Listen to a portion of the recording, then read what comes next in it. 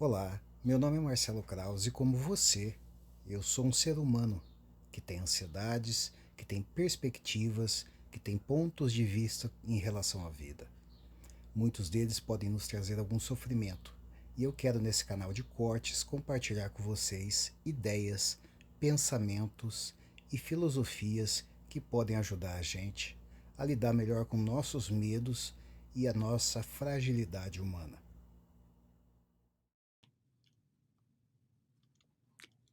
I think at least part of it is the complexity of our society. It isn't certain how the future is going to lay itself out, and it isn't certain that what you knew in the past is going to be sufficient for you to move forward into the future. So there's lots of opportunity, but it's very complex. And it's not easy to keep up in our world. You know, like if you look around the world, you might think, well, the happiest people are those where the standard of living is the highest. That's actually not the case. Right. And you think, okay, but why wouldn't that be the case? It's like, what do you want? Malaria and death at 40? Obviously not.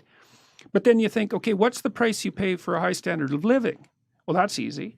You virtually always sacrifice the present for the future. You're always working. I mean, you guys, you're fairly influential and you've got this good thing going, but like it could crash at a moment's notice. You better keep your eye on it. And every day you're thinking, okay, this has to be done and this has to be done and this has to be done. And it pays off. I mean, you have a nice studio and I would presume a reasonably comfortable life, but it's not like you're not running on a treadmill to keep that going. And so that's security and it's health, but it isn't necessarily happiness, and it's certainly not necessarily freedom from anxiety. Sure. And I would say most people in the modern world, weirdly enough, have far too much to do. You know, 2 career families and a couple of kids. It's like, man, you're done. That's 60 hours a week of flat out work. Yeah. So, and that can be too much.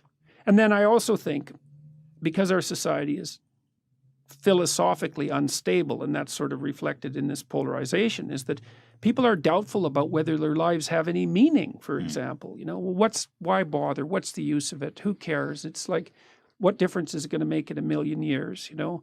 And life is hard, and if you just have a nihilistic viewpoint, then it's easy to be swamped by doubts and existential angst and all of that. And like, I think that's a mistake, because I think that your life can be very meaningful.